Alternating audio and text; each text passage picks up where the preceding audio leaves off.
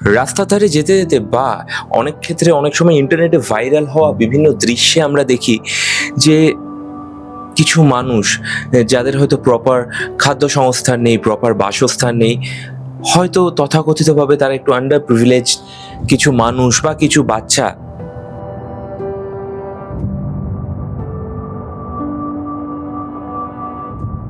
তারা কিন্তু তাদের কাছে পাশে দাঁড়িয়ে থাকা রাস্তার ধারে সেই পশুটাকে, কোনো গরু হতে পারে, কুকুর হতে পারে, কাক হতে পারে, বানর হতে পারে, সেই পশু বা পাখিকে তার হাতে থাকা সামান্য খাবার টুকুনি দিয়ে বা জল টুকুনি তার সাথে ভাগ করে নিয়ে, শেয়ার করে নিয়ে, বা তাকে আদর করে, তাকে রাস্তা পার করে কোনো ক্ষেত্রে তার সামান্য সেবা করছে, তাদের সাধ্য মতন সেবাটা হয়তো করছে।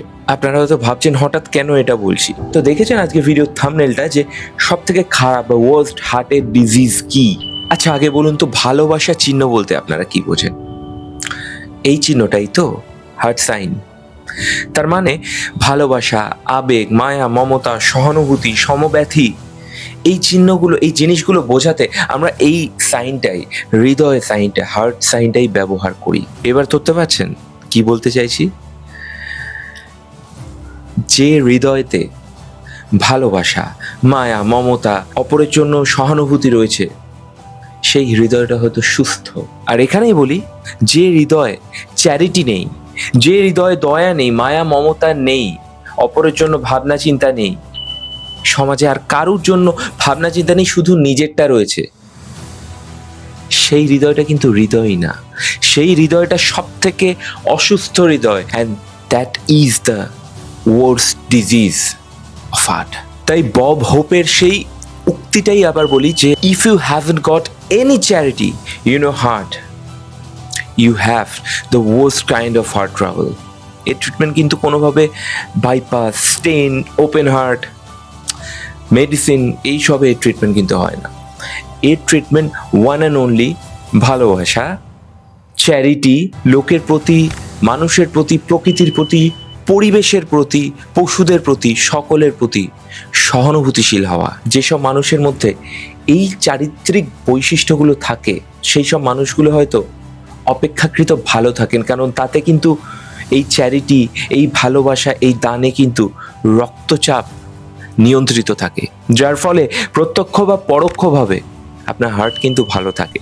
তাই খুব ছোট্ট একটি সাজেশন, যেসব মানুষ হয়তো এখানে সমস্যায় ভুগছেন, বা যেসব মানুষের অত্যন্ত বেশি টেনশন আজকের এইসব যান্ত্রিক দিনে, বা যাদের চিন্তা অত্যন্ত বেশি, যাদের হাই প্রেশারে ভুগছেন যারা, তারা দেখুন না একটুখানি চ্যারিটি করে, দেখুন না কোনো দরিদ্র গরিব বাচ্চাকে, মানুষকে কিছু দান করে, সেটা শিক্ষাদানও হতে পারে, সেটা খাদ্যদানও হতে পারে।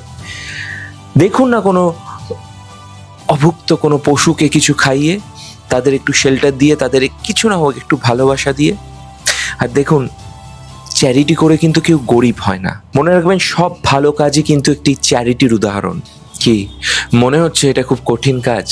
আসলে জানেন তো, কোনো কিছু না ততক্ষণ অবধি কঠিন হয় না যতক্ষণ না আমরা সেটাকে কঠিন ভেবে নিই, আর কোনো কিছু ততক্ষণ অবধি সহজ হয় না যতক্ষণ না আমরা সেটাকে সহজভাবে ভাবতে পারি। তাই বলি, খুব কঠিনভাবে ভাববেন না। আপনার পাশের পাড়াতেই থাকা গরিব দুস্থ বাচ্চাগুলো, আপনার বাড়ির নিচে থাকা দুস্থ কুকুরটা, ওই পাঁচিলে কার নিচে ঘুরে বেড়ানো, খাবারের সন্ধানে ঘুরে বেড়ানো বিড়ালটা, দুপুর রোদে এসে কা কা করে ডাকা কাকগুলো, সকালে আসা শালিকগুলো, চড়াইগুলো, দেখুন না এদের একটু খাবার দিয়ে, দেখুন না এদের কিছু দান করে, কাউকে বস্ত্র দিয়ে, কাউকে খাবার দিয়ে, কাউকে অন্ন দিয়ে আপনি হয়তো গরিব হয়ে যাবেন না, কিন্তু আপনার হৃদরোগটা হয়তো কমতে পারে, আপনার ব্লাড প্রেশারটা কমতে পারে, আর আপনার পুণ্যটা হয়তো বাড়বে, হয়তো না, নিশ্চয়ই বাড়বে।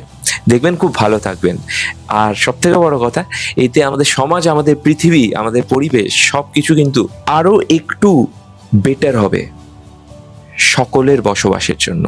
আর এইরকমই চ্যারিটি করা বেশ কিছু লোকের গল্প আমি কিন্তু নিয়ে আসছি, এর আগেও এনেছি। মিস্টার আমির শেখের গল্প আপনাদের মতো অনেকেই দেখেছেন, না দেখে থাকলে দেখে নিন কিভাবে তিনি তার জীবনের দৈনন্দিন জীবনের সমস্যা থেকে বেরিয়ে কিভাবে তিনি চ্যারিটি করেন দুস্থ মানুষদের জন্য এবং দুস্থ নিডি পশু পাখিদের জন্য।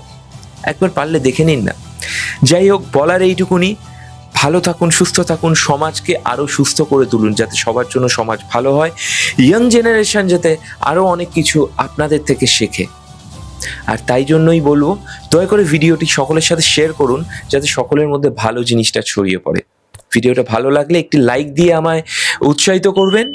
খুব ভালো থাকবেন, খুব শীঘ্রই দেখা হচ্ছে।